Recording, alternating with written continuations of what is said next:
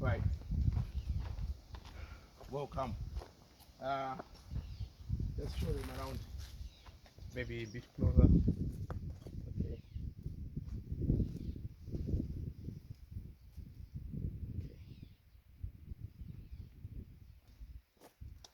So, so what you see here is the rosy moon.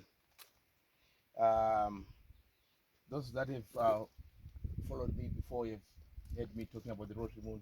So this is a group of people in Zimbabwe that in the Middle Ages tried to go to space to the moon and get the moon as a present for the king. And you know, they built a structure similar to the one that is there. You can show the structure there. So they built the same structure, and we've tried to put a replica structure of what they tried to do.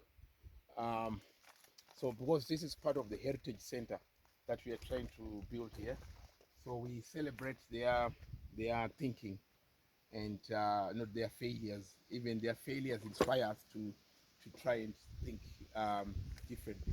So this will be a symbolic gift to the Rotary people on their effort and what they tried to do. But it will stay here. But we recognize their effort. So it's close to a ton in weight. Very strong steel has been put in to hold it up there, and it's still got its own moon rocks.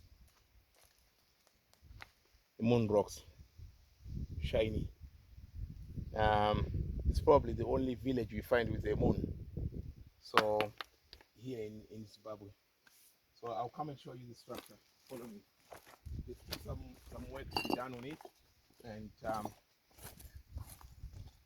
yeah, there's still some. So this is the back side of it, and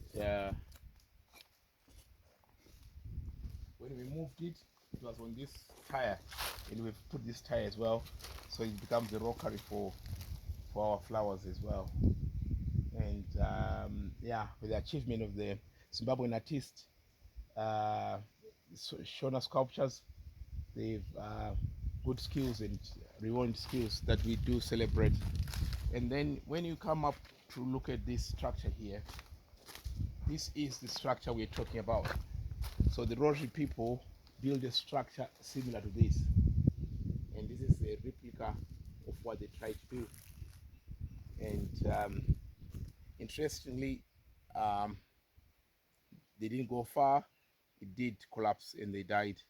But it's the planning and the thought process that we celebrate and their achievements. And we do celebrate people that try here, and this is the right place that you need to come and see what they did before. So this is the Rotary. And then next will be, I'll tell you about this one. This one is the Tonga or Binga hut. We call it the Binga hut. The Tonga people of this region have been having their own skills. So they make structures like that. This is basically for grain. They keep grain in there so air can circulate. They keep the grain safe in there. Not only that, in these days where the climate is changing, um, there are lots of floods here, so this is quite ideal for them.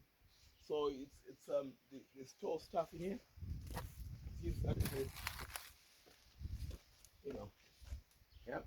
So they would keep this as a place where they can store their grain and whatever, and it's all here.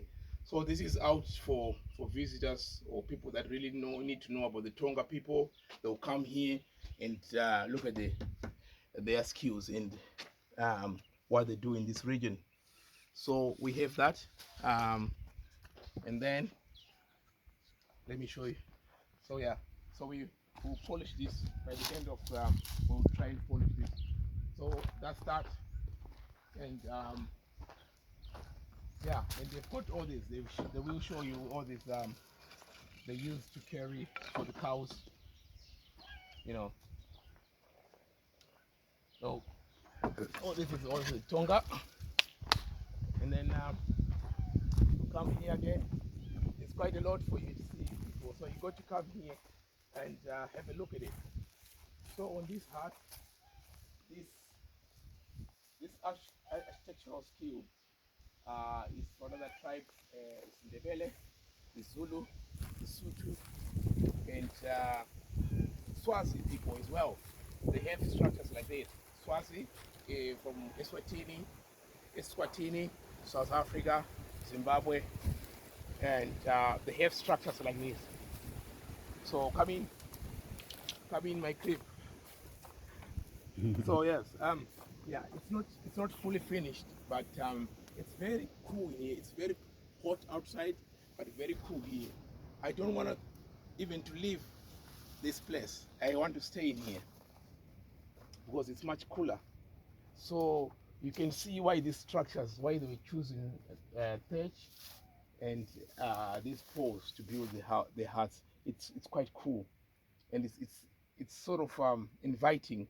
I'd rather spend my whole day sleeping here than being outside. But this is part of what we are trying to promote.